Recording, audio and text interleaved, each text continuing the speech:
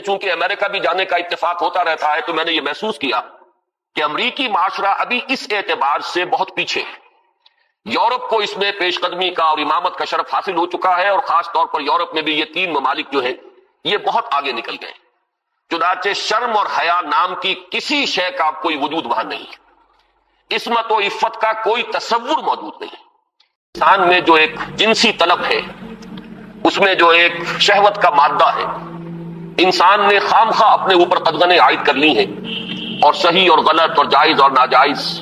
ماں بیٹی بیوی میں خام خواہ کی ایک تفریق ہے جو انسان نے قائم کر لی ہے. یہ تمام تفریقیں غیر فطری ہیں، اس لیے کہ حیوانات میں ہم یہ دیکھتے ہیں کہ ایسی کوئی تفریق موجود نہیں ہے، بلکہ یہ کہ جیسے پیاس لگے کسی انسان کو تو پانی جہاں سے مل جائے، یا یہ کہ اگر بھوک لگتی ہے تو جہاں سے بھی اس کی انسان تشفی کر لے، اسی طور سے یہ بھی ایک انسان کی طبعی خواہش ہے جیسے وہ ابھرے ویسے ہی اس کو جس طور سے بھی موقع ملے اس کی تسکین حاصل کر لینی چاہیے. یہ دو اصل میں فلسفیانہ نقطہ نظر، اور جیسا کہ میں نے عرض کیا خاص طور پر ادب کے میدان سے، لٹریچر کے میدان سے، خاص طور پر افسانوی انداز میں، ناولوں کے انداز میں، ڈراموں کے انداز میں یہ فکر پھیلایا گیا. یہ فکر ہے کہ جس نے مغرب کی تہذیب کا جو یہ سماجی عنصر ہے اسے واقعتاً یہ ہے کہ ایک سنڈاس بنا کر رکھ دیا ہے. جیسا کہ میں نے عرض کیا کہ ویسے تو پورے یورپ میں اور اسی کا عکس ہے اس وقت پوری دنیا میں اس تہذیب کے اثرات موجود ہیں، لیکن یہ کہ درجات ہیں. تو درجے کے اعتبار سے دیکھا جائے تو غالباً برطانیہ کا معاشرہ اور اس کے ساتھ یہ اسکینڈینیوین کنٹریز جو ہیں یہ اس معاملے میں اس وقت پوری نوع انسانی کے امام شمار کیے جا سکتے ہیں. معلوم ہوتا ہے کہ یہ چیزیں انسان کی لغت کی میں سے خارج ہو چکی ہیں، اس کے سوچ کے دائرے سے باہر ہو چکی ہیں. اور اسی کا سب سے بڑا مظہر یہ ہے کہ آپ کو معلوم ہوگا کہ برطانیہ میں بھی یہ قانون منظور ہو چکا ہے، اور اسکینڈینیوین کنٹریز میں بھی، کہ دو مردوں کی شادی بھی ہو سکتی ہے. دو مرد لیگلی قانونی طور پر شوہر اور بیوی کی حیثیت سے رہ سکتے ہیں، قانون انہیں تسلیم کرے گا یہ شوہر ہے اور یہ بیوی ہے. اب اس درجے پرورشن، اس درجے فطرت انسانی کا مسخ ہو جانا، یہ چیز کہ جو ناقابل قیاس ہے، لیکن یہ کہ بالفعل دنیا کے اندر یہ موجود ہے. اور پچھلے دنوں جب مجھے اتفاق ہوا جانے کا سویڈن، تو وہاں معلوم ہوا کہ ایک پاکستانی بھی ہیں، ایک سرحد کے رہنے والے صاحب، جنہوں نے کہ ایک لڑکے سے وہاں شادی کی ہوئی ہے اور قانونی اعتبار سے وہ میاں اور بیوی کی حیثیت سے وہاں مسلم طور پر زندگی گزار رہے ہیں. یہ جو معاملہ ہے، مجھے زیادہ صدمہ جس بات کا ہوا وہ اس پہلو سے کہ اس معاشرے کی جو اچیومنٹس ہیں، جو انہوں نے خوبیاں حاصل کی ہیں، ہمارا معاشرہ جو ہے ان کے بارے میں تو سوچنے کو بھی تیار نہیں. مثلاً یہ کہ سیاسی سطح پر مساوات، معاشی کفالت کا اصول کہ کوئی شخص وہاں بھوکا نہیں رہ سکتا، ہر شخص کی گویا کہ کفالت جو ہے وہ ریاست کے ذمہ ہے. وہ باتیں جو اسلام نے دی تھی، جو حضرت عمر فاروق رضی اللہ تعالیٰ عنہ کے قول منسوب ہے کہ اگر دجلہ و فرات کے کنارے کوئی کتا بھی بھوکا پیاسا مر گیا تو عمر قیامت کے دن ذمہ دار ہوگا. یہ نقشہ واقعہ ہے، تسلیم کرنا پڑتا ہے کہ ان لوگوں نے اس چیز کو آج کی دنیا میں بالفعل حاصل کر کے دکھایا. سماجی مساوات کا یہ عالم کہ اگر کوئی فائنینس منسٹر، اسے بھی اگر اپنا چیک کیش کرانا ہے تو وہ بھی بینک میں اسی طرح لائن میں لگتا ہے جیسے کوئی عام شہری لگتا ہے. یہ سماجی مساوات کہ غریب سے غریب آدمی بھی وہاں پر جو بھی ہے، چاہے وہ ویلفیئر پر زندگی گزار رہا ہو، وہ خود معذور ہو چکا ہو اور صرف اسے حکومت کی طرف سے جو ہے سہولتیں حاصل ہو، لیکن اس کا بچہ بھی اگر بیمار ہوگا تو اسے وہی علاج میں اثر آئے گا جو وہاں کسی کروڑ پتی کے بچے کو علاج میں اثر آئے گا، اور اس کے بچے کو بھی وہی تعلیم ملے گی جو کسی منسٹر کے بچے کو تعلیم حاصل ہو سکے. یہ چیزیں جو ان کے ہاں اچھی ہیں فی الواقع، جو اصلاً تو ہماری تھی، لیکن یہ ہے کہ اس وقت اگر ہمیں وہاں پر یہ چیزیں نظر آتی ہیں تو مجھے تو وہی احساس ہوا تھا کہ کتابیں اپنے آبا کی یہ موتی علم و حکمت کے جو دیکھیں، ان کو یورپ میں تو دل ہوتا ہے سی پارا، چیزیں ہماری تھیں لیکن یہ انہوں نے کر کے دکھائی. بدقسمتی ہماری یہ ہے کہ ان چیزوں کے بارے میں تو ابھی ہمارے ہاں کوئی سوچ نہیں، ادھر پیش قدمی کا کوئی امکان نہیں. ہم سینکڑوں کوس دور ہیں اس سے کہ اس قسم کے کوئی ہم معاشرتی ارتقاء جو ہے اس کے بارے میں سوچ بھی سکیں. لیکن جو ان کی گندگی ہے جس نے کہ ان کو تباہ کر کے رکھ دیا ہے، خاندانی نظام ٹوٹ پھوٹ کر رہ گیا ہے. جیسا کہ میں نے عرض کیا کہ شرم اور حیا جو ہے وہ ان کی لغت سے خارج ہو چکے ہیں، عصمت و عفت کے الفاظ بے معنی ہو چکے ہیں. یہ وہ گندگیاں ہیں کہ جن کو اپنے اس معاشرے کے اندر لانے کے لیے ہمارے ہاں ایک طبقہ ہے کہ جو پورے طور پر فعال ہے، اگرچہ عددی اعتبار سے اس کی کوئی حیثیت نہیں، وہ ایک بہت ہی حقیر اقلیت ہے، لیکن معنوی حیثیت ہے. اخبارات میں ان کے مضامین چھپتے ہیں، وہ دانشور شمار ہوتے ہیں، سرکاری حلقے جو ہے وہ ان کو سپورٹ کرتے ہیں، ذرائع ابلاغ جو ہے ان تک ان کی رسائی ہے. لہذا اس معاشرے میں تیزی کے ساتھ یہ چیزیں جو ہیں وہ سرایت کرتی چلی جا رہی ہیں. بہرحال اس تمہید کے بعد اصلاً مجھے جس موضوع پر گفتگو کرنی ہے میں اس کی طرف آ رہا ہوں. میں جہاں تک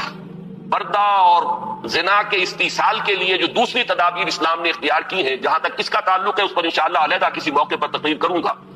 آج کے لیے میں نے طے کیا ہے کہ صرف اس مسئلے کو اچھی طرح ہم تھریش کریں، دیکھیں کہ واقعتاً نظریہ مساوات مرد و زن اس میں کوئی حصہ درست ہے یا نہیں ہے، تو کون سا ہے۔ ہمارے سامنے کسوٹی اور معیار جو ہے وہ اللہ کی کتاب ہے، اس کے رسول صلی اللہ علیہ وسلم کی سنت ہے۔ ہمیں ان دونوں چیزوں کے حوالے سے دیکھنا ہے کہ اس نظریے میں صداقت کا ایلیمنٹ کتنا ہے اور دھوکہ اور فریب کا حصہ کتنا ہے۔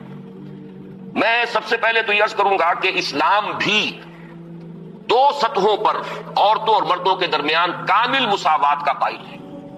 لیکن ایک تیسری سطح وہ ہے کہ جس پر وہ ایک فرق کرتا ہے، درجہ بندی کرتا ہے۔ ان دونوں کو علیحدہ علیحدہ سمجھ لینا چاہیے۔ پہلی سطح جس پر کہ اسلام عورت اور مرد کے درمیان کامل مساوات کا قائل ہے وہ شرف انسانیت ہے۔ مرد بھی انسان ہے، عورت بھی انسان ہے۔ جو شرف انسانیت ہے اس میں مرد اور عورت برابر کے شریک ہیں۔ اگر کسی کے ذہن میں یہ تصور ہے کہ عورت کا وجود ایک گھٹیا وجود ہے، عورت ایک کمتر وجود کی حامل ہے، تو یہ خالص غیر قرآنی اور غیر اسلامی نقطہ نظر ہے۔ بدقسمتی سے بعض دوسرے معاشروں کے اثرات ہمارے ذہنوں میں بھی آ گئے ہیں۔ خود عیسائی معاشرے کا بنیادی تصور یہ تھا کہ عورت ہے ہی گناہ کی گٹھڑی، مجسم برائی۔ یہ ایو سے ایول کا لفظ بنا ہے۔ حضرت حوا کے لیے ان کے ہاں لفظ ایو ہے، اور ایو سے ایول ہے، ایول برائی کو کہتے ہیں، یعنی یہ کہ عورت کا تو سارا وجود ہی سرتاسر برائی ہے۔ یہ چیزیں کچھ مختلف ذرائع سے ہمارے ذہنوں میں بھی آئی ہیں۔ پھر یہ کہ یہ معاشرہ جو ہے ہمارا، جو پس منظر ہے تاریخی ہندو معاشرہ، اس میں بھی عورت کے گھٹیا ہونے کا تصور موجود ہے۔ تو سب سے پہلے یہ کہ ہمیں اپنے قلوب کا، اذہان کا جائزہ لے لینا چاہیے کہ اگر اس طرح کا کوئی جرثومہ ہمارے فکر میں ہے تو یہ خالص غیر قرآنی، غیر اسلامی ہے۔ شرف آدمیت جس کا نام ہے اس میں عورت اور مرد برابر اور مساوی طور پر شریک ہے۔ میں نے اس کے ضمن میں آپ کے سامنے ایک تو آیت مبارکہ پڑھی ہے سورہ نساء کی۔ آپ کو معلوم ہے کہ معاشرتی مسائل پر قرآن مجید کی جامع ترین سورت سورہ نساء ہے۔ اس کا آغاز ہی اس سے ہوتا ہے کہ یا ایھا الناس، اے لوگو، اتقوا ربکم الذی خلقکم من نفس واحدۃ وخلق منها زوجها وبث منہما رجالا کثیرا ونساء۔ اے لوگو، اپنے اس رب کا تقوی اختیار کرو جس نے تمہیں ایک انسانی جان سے پیدا کیا، اسی سے اس کا جوڑا بنایا، اور ان دونوں سے کثیر تعداد میں مردوں اور عورتوں کو زمین میں پھیلا دیا۔ گویا کہ پوری نوع انسانی ایک انسانی جوڑے کی نسل ہے۔ آدم اور حوا علیہ السلام انہی کی اولاد ہے تمام انسان۔ اس پہلو سے تمام انسان بھی برابر ہیں، اگرچہ نسلیں ان کے اندر وجود میں آ گئی ہیں، اگرچہ شکلیں مختلف ہو گئی ہیں، رنگتیں ان کی تبدیل ہو گئی ہیں، ایک دوسرے سے بہت مختلف ہو گئی ہیں، لیکن یہ کہ تمام شعوب و قبائل کا فرق ہو یا لونی یا لسانی فرق ہو، ان سب کی کوئی حقیقت اس اعتبار سے نہیں ہے کہ کوئی ان میں اونچا ہو جائے، کوئی نیچا ہو جائے۔ کلکم بنو آدم و آدم من تراب، تم سب کے سب جو ہو آدم کی نسل سے ہو، اور آدم مٹی سے بنائے گئے تھے۔ لا فضل لعربی علی عجمی ولا لعجمی علی عربی ولا لاحمر علی اسود ولا لاسود علی احمر الا بالتقوی۔ یہ معاملہ جہاں عربی اور عجمی اور کالے اور گورے کے مابین ہے، وہیں مرد اور عورت کے مابین بھی ایک ہی انسانی نسل۔ اور آج بھی آپ دیکھیے آدم و حوا سے آگے گزر کر آخر ایک ہی ماں باپ کی اولاد میں بیٹے بھی ہوتے ہیں، بیٹیاں بھی ہوتی ہیں۔ ایک ہی باپ کے نطفے سے بیٹا بھی ہے اور بیٹی بھی ہے۔ ایک ہی ماں کے بطن سے بیٹی کی بھی ولادت ہو رہی ہے اور بیٹے کی بھی ہو رہی ہے۔ تو کوئی فرق و امتیاز ان کے مابین اس پہلو سے کہ مرد مرد ہونے کے ناطے اعلیٰ ہو اور عورت عورت ہونے کے حوالے سے گھٹیا اور ادنا ہو، یہ خالص غیر اسلامی، غیر قرآنی تصور ہے۔ شرف آدمیت، شرف انسانیت میں یہ بالکل مساوی ہے۔ دوسری چیز کہ جس میں اسلام پوری مساوات تسلیم کرتا ہے وہ ہے نیکی کا میدان،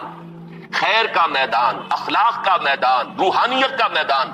اس میں بھی دونوں برابر ہیں، ان میں کوئی تفریق نہیں، کسی پہلو سے کوئی فرق نہیں۔ میں نے اس کے ضمن میں ایک طویل آیت قرآن مجید کی آپ کو پڑھ کر سنائی ہے۔ آپ خود غور کریں گے کہ یہ جو گردان کا سا انداز یہاں لیا گیا ہے سورہ احزاب کی آیت نمبر 36 میں، آیت نمبر 35 میں، اس سے آپ خود اندازہ کر سکتے ہیں کہ تصور کیا دینا مقصود ہے۔ ان المسلمین والمسلمات، بے شک مسلمان مرد مسلمان عورتیں، والمومنین والمومنات، مومن مرد مومن عورتیں، والقانتین والقانتات، فرما بردار مرد فرما بردار عورتیں، والصادقین والصادقات، راست باز مرد راست باز عورتیں، والصابرین والصابرات، صبر کرنے والے مرد اور صبر کرنے والی عورتیں، والخاشعین والخاشعات، اللہ سے خشوع کا تعلق رکھنے والے، اللہ کے سامنے جھکنے والے مرد اور جھکنے والی عورتیں، والمتصدقین والمتصدقات، اور صدقہ دینے والے مرد اور صدقہ دینے والی عورتیں، والصائمین والصائمات، اور روزہ رکھنے والے مرد اور روزہ رکھنے والی عورتیں، والحافظین فروجہم والحافظات، اور اپنی شرمگاہوں کی حفاظت کرنے والے مرد اور اپنی شرمگاہوں کی حفاظت کرنے والی عورتیں، والذاکرین اللہ کثیرا والذاکرات، اور اللہ کا ذکر کثرت سے کرنے والے مرد اور اللہ کا ذکر کثرت سے کرنے والی عورتیں، اعد اللہ لہم مغفرۃ واجرا عظیما، اللہ نے ان سب کے لیے تیار کی ہوئی ہے، فراہم کی ہوئی ہے مغفرت بھی اور بہت بڑا اجر۔ یہ سارا جو ہے اس آیت کا ماحصل کیا ہے؟ یہ تمام وہ اوصاف ہیں کہ جو مطلوب ہیں، یہ محاسن ہیں، یہ بھلائیاں ہیں، یہ نیکیاں ہیں، یہ اعلیٰ اقدار ہیں جو اسلام چاہتا ہے کہ انسانوں کے اندر پروان چڑھے۔ اور اس آیت کا انداز بتا رہا ہے کہ اس میں کوئی فرق و تفاوت نہیں ہے، کسی کے لیے کوئی معاملہ نہیں ہے کہ عورتوں کے لیے یہاں جو ہے داخلہ ممنوع ہے یا عورتیں اس مقام تک رسائی حاصل نہیں کر سکتی، بلکہ یہ کہ نیکیوں میں، بھلائیوں میں، خیرات میں، حسنات میں، ان تمام کیفیات کے اندر عورتوں اور مردوں کے لیے کھلا میدان ہے، اپنی اپنی محنت، اپنی اپنی کوشش سے جو بھی چاہے اعلیٰ سے اعلیٰ مقام حاصل کر لے۔ اسی مضمون کے لیے میں نے ایک آیت آپ کو سورہ نساء کی بھی سنائی، للرجال نصیب مما اکتسبوا وللنساء نصیب مما اکتسبوا، مردوں کے لیے حصہ ہے ان میں سے جو انہوں نے کمایا، اور کمائی سے یہاں مراد ہے اعمال کی کمائی۔ کسب کا لفظ قرآن مجید میں شاذ کہیں آیا ہے معاشی کمائی کے لیے، آیا ضرور ہے لیکن بہت شاذ۔ اصل میں یہ لفظ جہاں بھی آتا ہے وہ اصل کمائی جو ہے انسان کی اس دنیا میں وہ نیکی یا بدی ہے۔ یہ جو معاش کی محنت ہے اور آپ اپنے لیے کوئی رزق فراہم کرتے ہیں، کوئی اپنی زندگی کے سلسلے کو برقرار رکھنے کے لیے ضروریات زندگی فراہم کرتے ہیں، یہ چیز تو ایک دنیا کی زندگی کی برتنے کی چیز ہے، یہ کوئی پائیدار شے نہیں ہے۔ اصل میں جو کچھ ہم کماتے ہیں وہ یا نیکی ہے یا بدی، یا خیر ہے یا شر ہے۔ ہم نے اپنی توانائیوں کا جو اصل حاصل جو ہے اس دنیا میں حاصل کیا وہ یا خیر ہے اور یا شر ہے۔ تو اصل میں قرآن مجید میں کسب کا لفظ آتا ہے اعمال کے لیے کہ کیا کمایا۔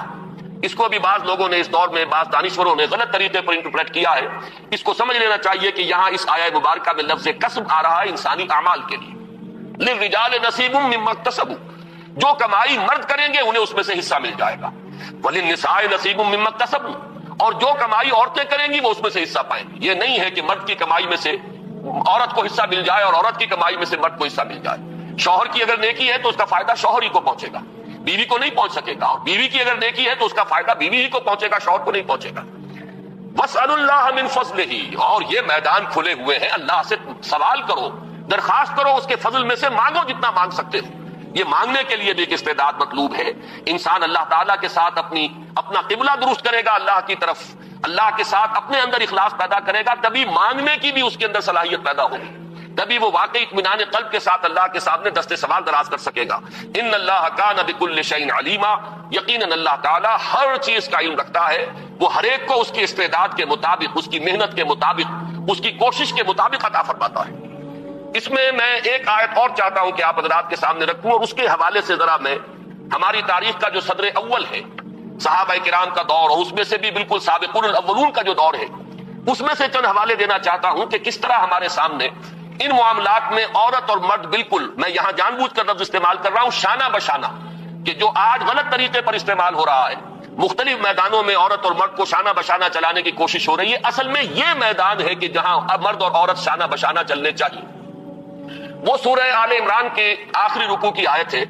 آپ میں سے اکثر حضرات کے ذہن میں ہوگا کہ اس مقام پر اللہ تعالیٰ نے اپنے کچھ نیک بندوں کی دعا نقل کی ہے، بڑی طویل دعا ہے،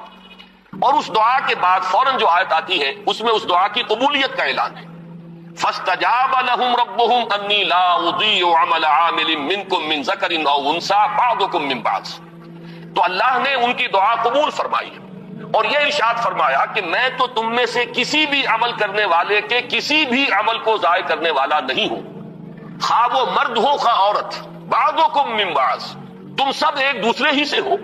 ایک ہی باپ کی اولاد میں بیٹے اور بیٹیاں، اور ایک ہی ماں کے بطن سے بیٹے اور بیٹیاں۔ معلوم ہوا کہ تمہیں اگرچہ ہم نے مذکر اور مؤنث بنایا ہے، مرد اور عورت کی شکل دی ہے، لیکن یہ کہ تم ہو ایک ہی انسانیت کی جو نسل ہے اسی سے تعلق رکھنے والے۔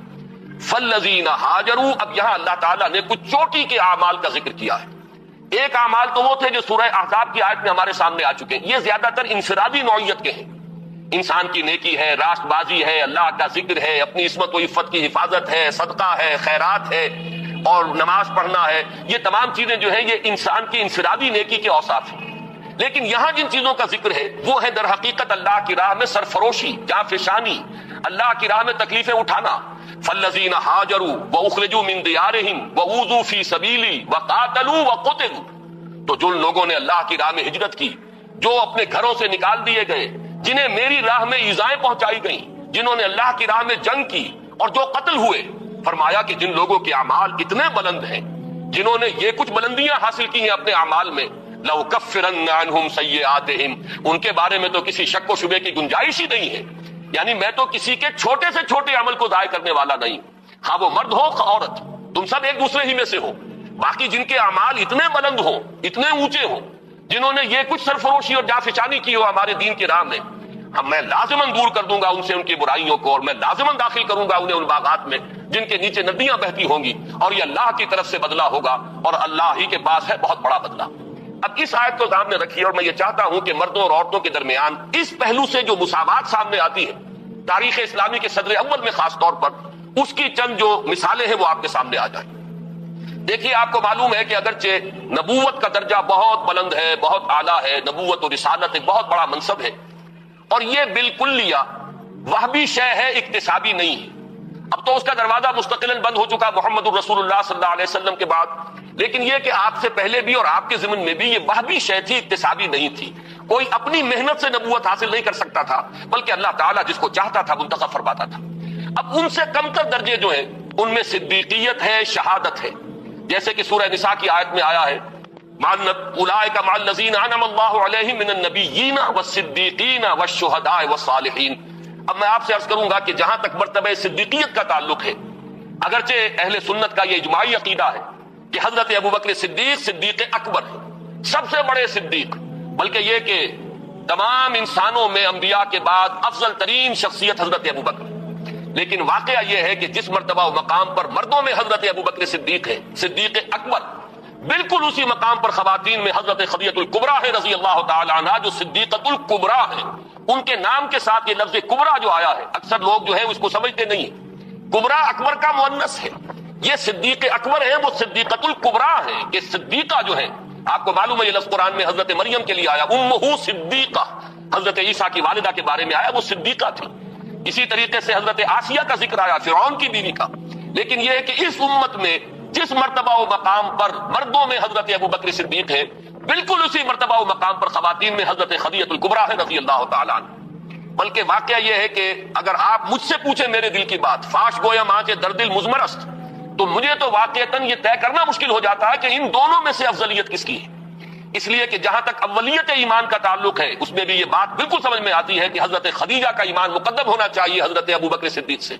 اس لیے کہ پہلی وحی کے بعد آ کر سب سے پہلی جو گفتگو کی ہے حضور نے، ظاہر بات ہے کہ وہ اپنی زوجہ محترمہ سے کی، جس طریقے سے انہوں نے تصدیق کی ہے اور جس طریقے سے حضور کو تسلی دی ہے اور دلجوئی ان کی فرمائی ہے کہ آپ گھبرائیں نہیں۔ جب آپ نے فرمایا کہ انی خشیت علی نفسی، مجھے تو اپنی جان کا اندیشہ ہو گیا، تو کس درجے بلند دلیل کے ساتھ آپ کو تسلی دی ہے۔ اللہ آپ کو ضائع نہیں کرے گا، آپ تو غریبوں کی سرپرستی فرمانے والے، بیواؤں کی مدد کرنے والے، اللہ تعالیٰ آپ کو ضائع نہیں کرے گا۔ پھر یہ کہ حضرت صدیق اکبر کے فضائل کا سب سے بڑا باب جو شمار ہوتا ہے وہ یہ ہے کہ انہوں نے حضور صلی اللہ علیہ وسلم کے مشن پر اپنی پوری دولت لگا دی۔ دو مواقع ایسے آئے ان کی زندگی میں، ایک مکی دور میں، ایک مدنی دور میں۔ مکی دور میں جبکہ ہجرت کے لیے تشریف لے جا رہے ہیں تو ایک پیسہ بھی گھر والوں کے لیے نہیں چھوڑا ہے۔ اول تو یہ کہ وہ ساری دولت ان کی سکڑ چکی تھی، اس وقت تک صرف ہو چکی تھی، کتنے ہی غلام اور کتنی ہی کنیزیں انہوں نے خریدی اپنے پیسے سے اور انہیں آزاد کیا جو ایمان لے آئے تھے اور جنہیں ستایا جا رہا تھا۔ پھر یہ کہ کاروبار میں سے تو سارا وقت اب نکل چکا تھا دعوت اور تبلیغ دین کے لیے، جو کچھ رہ گیا تھا وہ بھی لے کر حضور کے ساتھ صلی اللہ علیہ وسلم وہ تشریف لے گئے۔ پھر یہ کہ آپ کو معلوم ہے غزوہ تبوک کے موقع پر ہوا ہے کہ جو کچھ گھر میں تھا جھاڑو پھیر کر لا کر حضور کی خدمت میں پیش کر دیا۔ لیکن آپ غور کیجئے کہ بعین ہی یہی مقام حضرت خدیجہ الکبریٰ کا ہے رضی اللہ تعالی عنہا، وہ متمول ترین خاتون جن سے نکاح کے بڑے بڑے سرداران قریش جو ہے وہ متمنی تھے، انہوں نے اپنی پوری دولت جس طرح قدموں میں ڈالی ہے محمد الرسول اللہ صلی اللہ علیہ وسلم کی، اور جس طرح ان کے ڈسپوزل پر رکھ دی ہے کہ جس طرح چاہیں صرف کرے، تو اس معاملے میں بھی واقعہ یہ ہے کہ یہ کہنا مشکل ہے کہ کس کا درجہ جو ہے وہ افضل ہے، کون اعلیٰ ہے، کون اس پہ پیش قدمی لے گیا ہے۔ بس جیسے ایمان کے بارے میں ہم نے عافیت تلاش کی ہے کہ ہم اس طریقے سے کہہ کر اور اس میں آگے فیصلہ کرنے سے اپنے آپ کو بچا لیتے ہیں کہ عورتوں میں سب سے پہلے ایمان لانے والی حضرت خدیجہ، اور آزاد مردوں میں سب سے پہلے ایمان لانے والے حضرت ابوبکر، اور بچوں میں سب سے پہلے ایمان لانے والے حضرت علی، اور غلاموں کے طبقے میں سب سے پہلے ایمان لانے والے حضرت زید بن حارثہ۔ اسی طریقے سے یوں سمجھیے کہ ان دونوں میں اگر کوئی افضلیت کا فیصلہ ہم نہ کرنا چاہیں تو کہہ سکتے ہیں کہ مردوں میں صدیق اکبر حضرت ابوبکر ہے رضی اللہ تعالی عنہ، اور خواتین میں صدیقۃ الکبریٰ حضرت خدیجہ ہے رضی اللہ تعالی عنہ۔ اس سے آگے چلیے ہجرت کا معاملہ ہے۔ اب آپ دیکھیے کہ حضرت عثمان ہجرت فرما رہے ہیں حبشہ کی طرف، ان کی زوجہ محترمہ حضرت رقیہ ان کے ساتھ، اور حضور نے فرمایا کہ یہ پہلا جوڑا ہے کہ جو اللہ کی راہ میں ہجرت کر رہا ہے، حضرت لوط اور ان کی اہلیہ کے بعد۔ وہ بھی جب اللہ کی راہ میں ہجرت کے لیے نکلے تھے تو اپنی وہ ایک انسانی جوڑا نکلا تھا، اور آج یہ عثمان اور ان کی اہلیہ حضور کے لخت جگر حضرت رقیہ، یہ دونوں میاں بیوی بھی اللہ کی راہ میں ہجرت کر رہے ہیں۔ پھر اسی موقع پر ہمیں معلوم ہوتا ہے کہ حضرت ام حبیبہ رضی اللہ تعالیٰ عنہ انہوں نے بھی ہجرت کی، ان کا شوہر بھی مسلمان تھا، دونوں نے ہجرت کی، لیکن یہ کہ شوہر پر ایسی افتاد پڑی ہے حبشہ میں جانے کے بعد کہ وہ مرتد ہو گیا، عیسائی ہو گیا، شراب کا بہت زیادہ عادی تھا، اور اسی کی وجہ سے اپنی عقل اور ہوش و خرد کو کھو گیا، اور چونکہ پھر حضرت ام حبیبہ وہاں بغیر شوہر کے رہ گئی۔ یہی وجہ ہے کہ حضور نے پھر پیغام بھجوایا ہے ان کی دلجوئی کے لیے، اس لیے کہ صاحبزادی کس کی ہے؟ ابو سفیان کی، وہ جو کہ قریش کے سردار ہیں۔ تو حضرت ام حبیبہ کا نکاح پھر حضرت نجاشی نے پڑھایا ہے اور اپنے پاس سے مہر ادا کیا ہے، اور یہ حضور صلی اللہ علیہ وسلم خود مدینے میں تھے، نکاح یہاں ہوا، بعد میں وہ پہنچی ہے مدینہ منورہ۔ تو میں اس وقت صرف یہ بتانا چاہ رہا ہوں کہ اللہ کی راہ میں ہجرت میں بھی مرد اور عورت ہمیں شانہ بشانہ نظر آ رہے ہیں، اس میں بھی ان کی اچیومنٹس وہی ہے کہ جو مردوں کی۔ اوذو فی سبیلی کا معاملہ لیجئے تو حضرت سمیہ اور حضرت یاسر رضی اللہ تعالی عنہما شانہ بشانہ اس معاملے میں آپ کو نظر آئیں گے کہ جتنی ایذائیں ابو جہل نے پہنچائی ہیں حضرت یاسر کو، اتنی ہی ایذائیں جو ہے برداشت کی حضرت سمیہ نے۔ جس وحشیانہ اور ظالمانہ انداز میں شہید کیے گئے ہیں حضرت یاسر، اسی طرح وحشیانہ اور بربریت کے انداز میں حضرت سمیہ نے جام شہادت نوش کیا ہے۔ اس معاملے کے اندر بھی وہ مساوات ہمیں نظر آ رہی۔ تو معلوم یہ ہوا کہ یہ تمام مقامات بلند جہاں شرف انسانیت میں مرد اور عورت برابر ہیں، اور اس میں وہ اوصاف کے جو سورہ احزاب کی آیت نمبر 35 میں ہمارے سامنے آ چکے، جس آیت کا جو انداز بتا رہا ہے کہ اس میں کوئی فرق و تفاوت نہیں، بلکہ ان تمام اوصاف میں کھلا میدان ہے۔ عورت اپنی محنت کے مطابق آگے بڑھے، مرد اپنی محنت کے مطابق جو مرتبہ اور مقام حاصل کرنا چاہے کر لے۔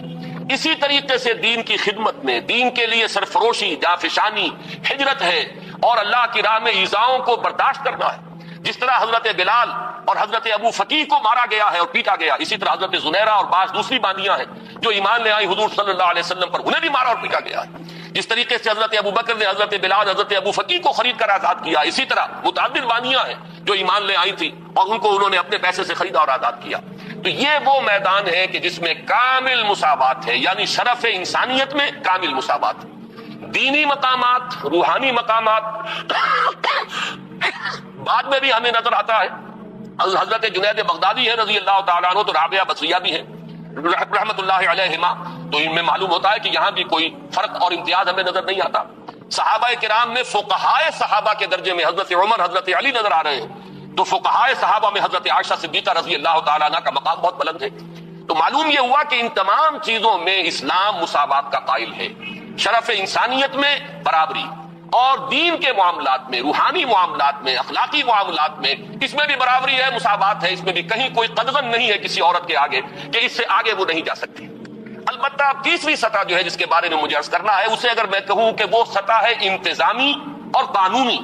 تو یہاں یقیناً اسلام نے ایک فرق و تفاوت پیدا کیا ہے، لیکن اس فرق و تفاوت کے اندر بھی ایسا نہیں ہے کہ ایک طبقے کو بالکل گرا دیا گیا ہو اور کسی بھی پہلو سے اس کی کوئی کمپنسیشن نہ ہو، بلکہ یہاں اگرچہ درجہ بندی ہے لیکن یہ کہ ایک توازن پیدا کیا گیا ہے۔ میں آج خاص طور پر اس نقطے کو واضح کرنا چاہتا ہوں کہ اگرچہ انتظامی اور قانونی اعتبار سے فرق و تفاوت ہے، درجہ بندی ہے، لیکن یہ کہ اسلام نے ایک نہایت حسین توازن پیدا کیا ہے اس میں، اور اس کے لیے یہ بات پہلے سمجھ لیجئے کہ اسلام چونکہ خاندان کے ادارے کو مضبوط کرنا چاہتا ہے، یہ انسانی معاشرے کی اکائی ہے، یہ بیسک یونٹ ہے، خاندانوں سے مل کر معاشرہ بنتا ہے، معاشرہ ہی ہے کہ جس کے اوپر پھر ایک انتظامی سطح پر ریاست اور حکومت کا تصور آتا ہے۔ اسی کے معاشی معاملات کو منضبط کرنے کے لیے آج کا معاشیات کا فن ہے جو ایک بہت بڑا علم بن چکا ہے، لیکن یہ کہ جب اینالائز کریں گے تو معلوم ہوگا کہ انفرادیت سے اجتماعیت کی طرف پہلا قدم کیا ہے؟ ایک مرد اور ایک عورت کے مابین رشتہ ازدواج، یہاں سے انفرادیت اجتماعیت کی شکل اختیار کرتی ہے۔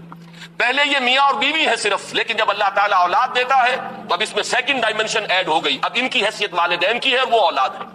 اس اولاد میں جب کثرت اور تعدد پیدا ہوتا ہے تو تھرڈ ڈائمنشن آتی ہے، اور وہ بہنوں بھائیوں کا آپس میں رشتہ اخوت جو ہے وہ تیسری ڈائمنشن ہے۔ جیسے ہمارا یہ ہال ہے، اس کی لمبائی، چوڑائی، اونچائی، یہ 3 ڈائمنشنل کانسیپٹ ہمارا اسپیس کا ہے، اسی طرح خاندان کا ایک ادارہ جو ہے اس کی یہ 3 ڈائمنشنز ہیں، ایک مرد اور ایک عورت، رشتہ ازدواج، یہاں سے بات شروع ہوئی۔ اولاد ہوئی تو ایک نئی جو اس میں عرص جو ہے وہ شامل ہو گیا، اور وہ کیا ہے؟ وہ والدین اور اولاد کا رشتہ ہے۔ تیسرا، اولاد کے مابین اب رشتہ اخوت ہے، بہنوں اور بھائیوں کے درمیان.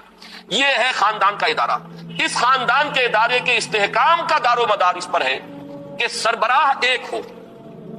دو برابر کے اختیار رکھنے والے سربراہ کسی ادارے کے نہیں ہو سکتے.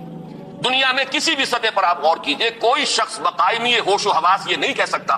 کہ کسی اجتماعی ادارے کے دو بالکل مساوی اختیارات رکھنے والے سربراہ ہو سکتے ہیں. کوئی محکمہ دو ڈائریکٹرز نہیں ہو سکتے، ڈائریکٹر ایک ہوگا، اس کے نیچے آپ ڈپٹی ڈائریکٹر اور جوائنٹ ڈائریکٹر جتنے چاہیں آپ بنا لیجئے، اسسٹنٹ ڈائریکٹر بنا لیجئے، فوج کی فوج کر دیجئے، لیکن اوپر جا کر اگر ایک نہیں ہوگا تو وہ نظام کبھی بھی درست نہیں رہے گا. آپ کی کوئی بہت بڑی فرم ہے، مینیجنگ ڈائریکٹر ایک ہوگا، نیچے ڈائریکٹرز کی چاہے آپ نے کتنی لمبی چوڑی فوج جو ہے وہ بنا لی ہو، لیکن مینیجنگ ڈائریکٹر ایک ہوگا. یہی وہ چیز ہے جسے قرآن مجید بطور دلیل اختیار کرتا ہے توحید کے لیے، کہ اگر اس کائنات میں ایک سے زیادہ با اختیار ہستیاں ہوتی تو اس میں درہم برہم ہو جاتا نظام، لفسدتا، تو فساد پیدا ہو جاتا. کسی کی مرضی کچھ ہوتی، کسی کی مرضی کچھ ہوتی.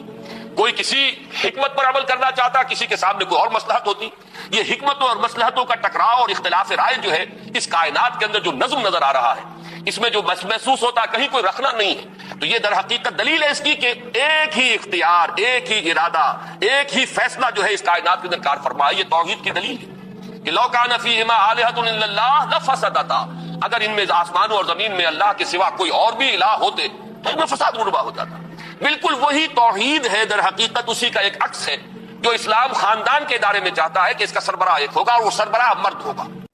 السلام علیکم سامعین، آپ لوگ ڈاکٹر اسرار احمد صاحب کے اور بیانات سننا چاہتے ہیں تو ہمارے چینل کو سبسکرائب ضرور کرتے ہیں.